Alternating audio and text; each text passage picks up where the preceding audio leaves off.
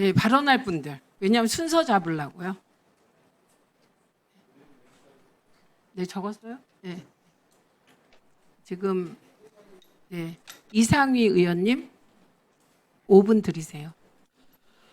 예, 참 자괴감을 느낀다는 말씀 먼저 좀 드리겠습니다. 우리 국힘 과방위원 7명 중에 단 2분이서 지금 반대 토론을 했는데, 지금 위원장께서는 이 부분에 대해서 어떻게 해석을 하셨는지 모르겠으나, 여기에 대해서 방송 3법에 대해서 소위 위원장이 일일이 여기에 대해서 설명을 하고, 또 위원장께서는 공부가 안 됐다는 등의 그런 표현을 하는 것은 자칫 국민들에게 이 중요한 방송 3법에 대해서 그렇게 반대를 위한 반대만 하는 국힘의 의원들의 모습을 보는 것과 같다라는 형태의 이미지를 심어주기에 충분하다라는 것으로서 굉장히 유감하다는 그런 말씀을 좀 드리겠습니다.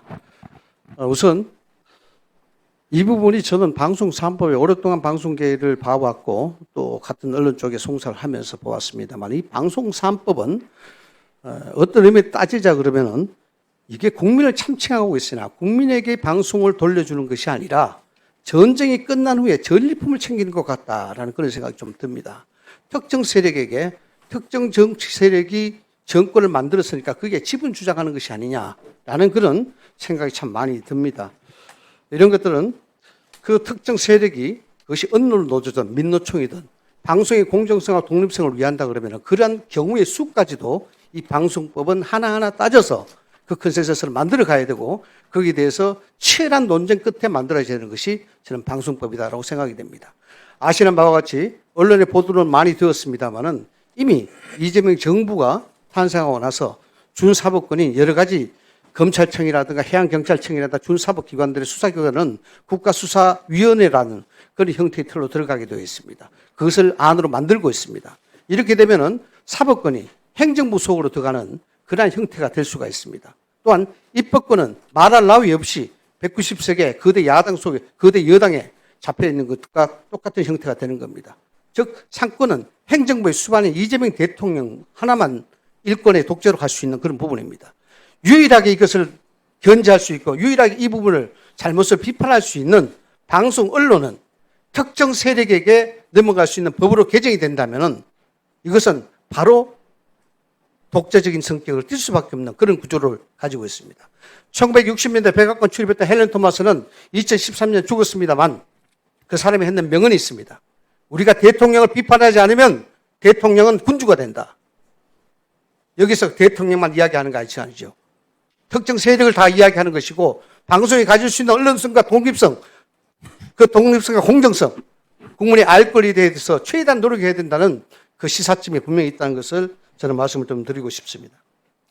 방송 3법, 굳이 말씀을 드리자도 많은 의원들께서 지적하셨습니다마는 특정 세력에 의한 권력 유지 수단으로 넘어가서는 안 됩니다. 위헌 소지가 다분한 악법이 된다. 이런 것을 말씀을 좀 드릴 수가 있고, 여기에 민노총 언론노조는 특정 세력과 결탁해서 공영방송을 영구히 장악하겠다는 술수가 들어있지 않냐라는 것이 말씀을 할 수가 있습니다. 아시다시피 언론노조의 강령에는 편집과 편성권의 재치가 그 목적상에 들어있습니다. 이 부분이 뚜렷이 드러나 있는 상태에서 이 법이 그런 식으로 편중된 식으로 왜곡돼서 개혁이 된다 그러면 정말 이 방송은 국민 앞에 돌려주는 것이 아니라 특정 세력에게 넘어갈 수 있는 우를 범할 수 있다. 그럼 그 역사적 책임은 누가 질 것이냐에 대해서는 우리가 고민히 겸허하게 생각해 봐야 될 문제라고 저는 봅니다. 연구 장악도 가능해집니다. KBS 이사회 전체 이사 수가 15명이고 국회 초추목이 6명은 늘어난다면 5분의 3의 특별 다수제 한에서도 9명가량의 친민주당이나 친민주노총 이사를 확보할 수 있어서 특별 다수제 시행과 관계없이 KBS의 즉각적인 교체가 가능해진다는 것도 말씀을 드립니다. MBC의 경우에도 이사수를 13명으로 늘리는 대신 민주당 추천 3명, 임직원 추천 2명, 현 민주노총 출신 사장이 임명한 시청자위원회 추천 2명, 학회 추천 2명, 민배 추천 1명까지 모두 10명의 친민주당, 친민노총 이사를 추천하게 되셔서 특별 다수제는 무용지물이 된다는 말씀도 아울러 드립니다. 또한 방송법 4조 2정 규정이 하고 있는 누구든지 방송 평서에 개입할 수 있다는 원칙, 이거는 지금까지 20몇 년 동안 방송법이 만들어지면서 계속해서 지켜오고 있는 하나의 원칙입니다. 이 부분 또한 교섭단체의 KBS의 경우 6명, MBC와 EBS의 경우 5명 추천하고 의석의 비율에 따르면 여당인 민주당이 KBS 4명, MBC와 EBS의 3명의 이사를 추천해서 파견하도록 이런 내용을 담고 있습니다. 1분 더 드리세요. 이 경우 정당 추천 이사가 이사장을 맡을 가능성이 매우 높아지게 됩니다. 당연히 정치적 입김과 영향력이 높아질 수밖에 없죠. 이런 등등으로 인해서 방송법이 규정하는 4조 2항의 규정 자체가 완전히 허물어지는 그런 효과를 얻을 수가 있다는 것입니다. 이 부분에 대해서는 우리가 방송 과방위원으로서 그 책임을 통감해야 된다. 앞으로 일어날 일들에 대해서 라는 것을 말씀을 좀 드릴 수가 있습니다. 또한 방송사업자의 편성위원회 설치 의무 심의 규정을 규정하고 편성위원회에 통해 방송 편성 책임자의 선임과 방송 편성 규약의 재개정을 하도록 하고 방송 편성 규약을 준수하도록 지금 현재 되어 있습니다.